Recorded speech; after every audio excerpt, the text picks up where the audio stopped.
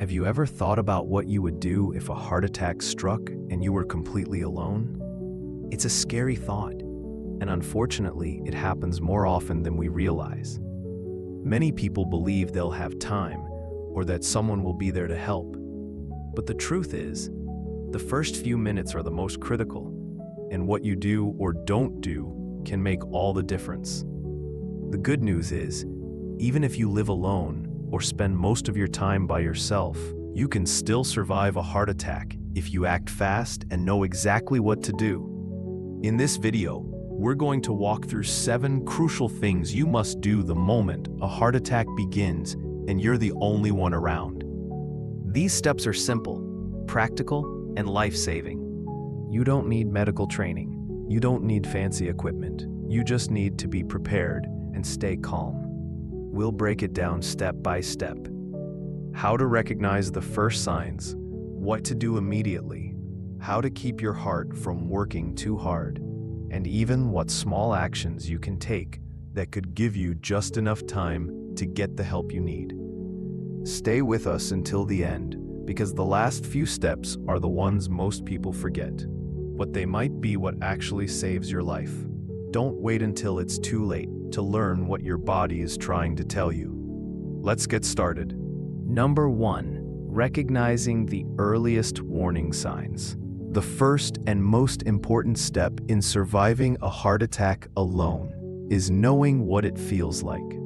Not just in your chest, but in your whole body. Most people expect a dramatic crushing pain in the chest like you see in movies, but the truth is, real heart attacks often begin with much subtler symptoms. And those early signs can be easy to ignore until it's too late. What you're looking for is a deep, uncomfortable pressure or squeezing sensation in the center of your chest. It might feel like something is sitting on you, or like your chest is slowly being filled with cement. It could also come and go, making you think it's nothing serious. But if it lasts more than a few minutes or keeps returning, don't second-guess it. Other early signs include shortness of breath, even without chest pain. You might feel like you just walked up a hill, even if you're sitting still. Some people feel pain in the arm, shoulder, neck, or jaw. Others get lightheaded, break out in a cold sweat, or feel nauseated and dizzy. And in some cases, especially for older adults or women, the pain may feel more like pressure in the back or stomach than anything in the chest. Let's take an example. Richard, 74, was sitting at his kitchen table when he felt a strange tightness under his collarbone, almost like heartburn. But then, he noticed he couldn't take a full breath, and his hands began to sweat. He remembered reading that not all heart attacks start with pain. So instead of brushing it off, he acted. That decision may have saved his life. The body often whispers before it screams. And when it comes to heart attacks, those whispers are your only chance to take action before the damage begins. If you wait for the classic chest-clutching drama, you may already be too late. So the next time something feels off, and especially if it's a combination of pressure, shortness of breath, or unusual fatigue, stop what you're doing. Don't try to tough it out. Don't tell yourself it's just indigestion. Recognizing the warning signs is your first shot at survival. Treat them seriously, even if they seem small. Your life might depend on it. Number 2. Calling emergency services immediately. Once you suspect that a heart attack may be starting, the very next thing you must do without hesitation is call 911. Do not wait to see if the symptoms go away. Do not try to drive yourself, and do not assume that you're overreacting. Calling emergency services is not only the fastest way to get help, it's the most effective thing you can do to stay alive. A heart attack isn't something you walk off. Every minute matters. The longer your heart muscle is starved of oxygen, the greater the damage. But when you call 911, trained professionals are already preparing as they drive toward you. They're bringing equipment, medication, and the ability to keep you alive if your heart stops on the way to the hospital. What's more, if your symptoms worsen quickly, which they often do, you won't be able to help yourself. That's why trying to drive is one of the most dangerous choices people make. You could lose consciousness, cause an accident, or delay your own care. Let the professionals come to you. Think about what happened to Linda, 78. She felt a strange ache in her left shoulder, followed by a wave of nausea and a cold sweat. She thought about calling her son, but then she remembered a nurse once telling her, "If you're alone and might be having a heart attack, call 911 first. Talk to your family later." She made the call. By the time the ambulance arrived, her symptoms had intensified, but the team was ready. They stabilized her on the spot. That phone call saved her life. You don't have to be sure you're having a heart attack to call for help. The dispatcher won't be upset if it turns out to be something else. In fact, they'd rather send help. You didn't need it, then missed a chance to save your life. Keep your phone somewhere you can reach it easily, especially if you live alone. If you feel symptoms coming on and can't speak clearly, press the emergency call feature. Some phones have a shortcut to call for help, even when locked. Learn where it is and use it. If you're still watching this video and finding these insights valuable, please comment number 2 below to let me know you're here. And if you haven't subscribed yet, I recommend you subscribe and turn on the bell so you don't miss any videos. Your support helps us continue creating good content to inform and inspire you. Now let's move forward. Number 3, chewing an aspirin slowly and calmly. After calling emergency services, the next most powerful action you can take is simple. Chew an aspirin. Not swallow, chew. And do it slowly, even if your hands are shaking. If you have access to a standard 325 milligram aspirin, and you're not allergic or on a blood thinner that would contraindicate it, this one step can significantly increase your chance of surviving a heart attack. Aspirin works by thinning the blood. It helps slow or prevent the growth of a blood clot that may be blocking one of your coronary arteries, the very thing causing the heart attack in the first place. By chewing the tablet instead of swallowing it whole, you get it into your system faster. Studies have shown this can buy valuable minutes, sometimes even enough to restore some blood flow before help arrives. It's important not to take aspirin on an empty stomach unless absolutely necessary. But in the event of a heart attack, the risk of clotting far outweighs that concern. Also, don't take codeine or delayed-release aspirin. If it's all you have, chew it anyway. You want the effects to start as quickly as possible. Let me tell you about Joe, age 72. One morning, he felt a tightness spreading from his chest to his neck. He remembered he had a bottle of aspirin in the kitchen cabinet. He chewed one while sitting down and waiting for the paramedics. Later, his cardiologist told him that single action likely reduced the damage to his heart muscle.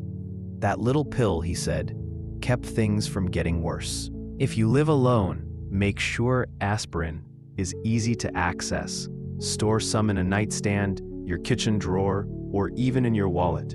Make sure it hasn't expired, and tell your loved ones where you keep it in case they ever need to help you. This small act may seem too simple, but it's grounded in science and practiced by emergency responders around the world.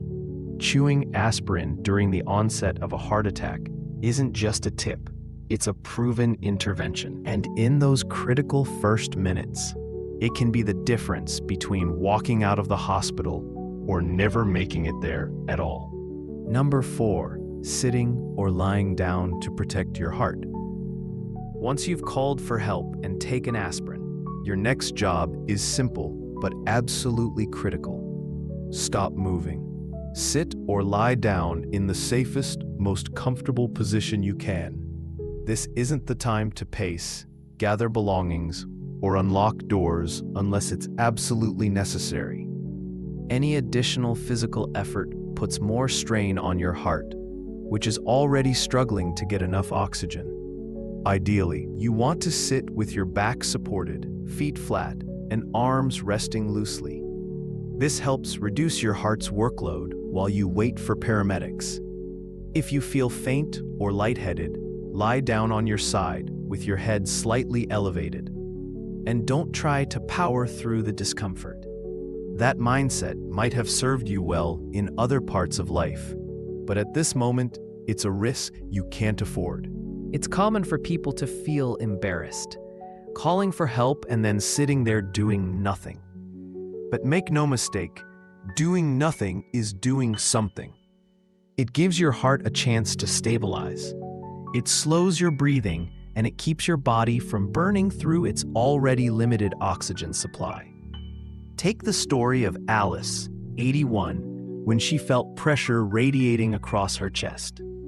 Her first instinct was to clean up the kitchen and get herself together.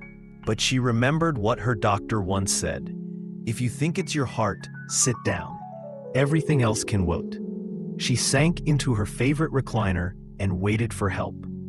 That stillness, she later learned, likely prevented her symptoms from escalating into full cardiac arrest. So, if you ever feel those symptoms creeping in, pressure, shortness of breath, dizziness, don't try to finish what you're doing. Stop right where you are, or move as little as possible to a safer spot. Sit or lie still, breathe slowly, and let your body focus on just one job: surviving. And here's something simple, but often overlooked. If you're on a chair without armrests, don't let your body slump. Keep your spine supported and your breathing open. The more relaxed and upright your position, the less effort your heart has to make. If you're still watching this video and finding these insights valuable, please comment number 4 below to let me know you're here. And if you haven't subscribed yet, I recommend you subscribe and turn on the bell so you don't miss any videos. Your support helps us continue creating good content to inform and inspire you. Now let's move forward. Number 5, unlocking your door for emergency responders. If you still have enough strength after calling for help and settling down, one of the most helpful things you can do is unlock your front door.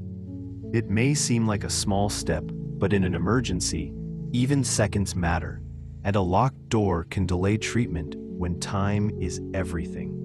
Paramedics are trained to break in if needed, of course, but forced entry adds time, causes damage, and might even startle or injure you if you're close to the entry point. Unlocking the door in advance lets them walk right in and begin care immediately. That simple act could save several minutes that your heart might not have. If you live alone, especially in an apartment or gated community, think through the logistics before a crisis ever happens. Is your door easy to open from the inside? Do you have a visible address? Is there a spare key someone close by can access? These are things that don't seem urgent until they suddenly are. Consider Paul, 76, who lives in a small condo. When his symptoms began, he called 911, chewed an aspirin, and unlocked his door all in under 2 minutes. The paramedics said that single action helped them reach him 30 seconds faster and saved them from having to break in, he later said. "That's the last thing I would have thought of," he added, "but it might have been what got me help just in time." If walking to the door feels too risky, don't do it. Sit down and focus on your breathing. But if you're close to the door and feel steady enough to reach it safely, go ahead and unlock it. You might also consider a smart lock with remote access or a medical lockbox for your key, especially if you live alone or have mobility challenges. It's a small act of preparation, but it sends a message to the people coming to save you. You're ready. You've done your part. Now it's their turn to do the rest. Number 6, using your phone speaker or medical ID features. If you're waiting alone during a heart attack, your phone becomes more than just a communication tool. It becomes your lifeline. And one of the smartest ways to use it in that moment is by switching to speakerphone. This allows you to talk to emergency responders hands-free, so you can focus on breathing and staying as calm as possible without needing to grip your phone tightly or hold it to your ear. When you're under distress, even the act of holding something to your ear can make it harder to breathe. Using speakerphone not only reduces physical strain, but allows the dispatcher to hear you more clearly if you suddenly become too weak to talk. It also lets them listen for signs of your condition in the background. Your breathing, your movements, even your tone. Beyond that, every smartphone now has something just as critical: your emergency medical ID. On an iPhone, it's accessible even from the lock screen. On Android phones, there's often a similar feature. It holds vital information like your age, allergies, medications, and medical conditions. If you're unconscious when paramedics arrive, this data can save time and guide decisions about your care.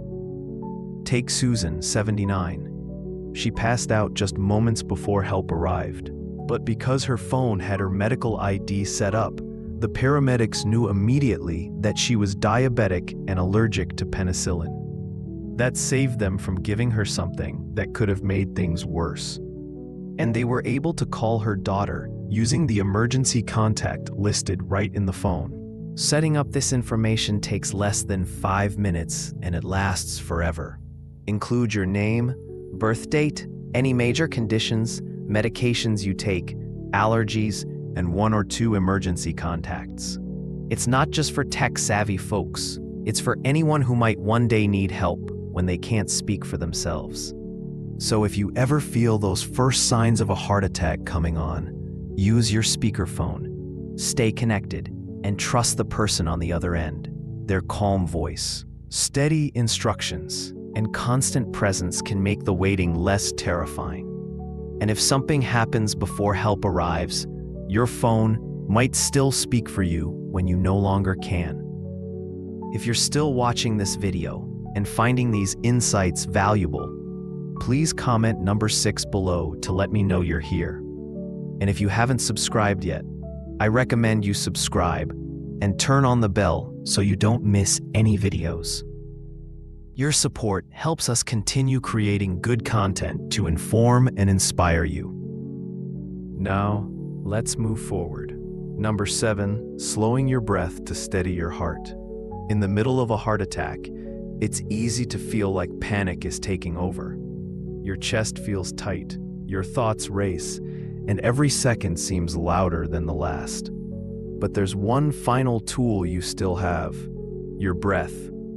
And if you use it well, it can calm your nervous system just enough to give your heart a better chance at holding steady. Controlled breathing isn't about curing the heart attack. It's about keeping your body from spinning into full-blown shock while help is on the way.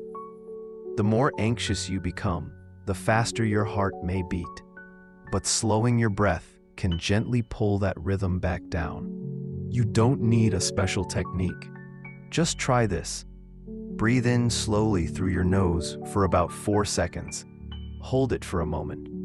Then exhale gently through your mouth for 6 seconds. Do it again. Focus on that one small rhythm.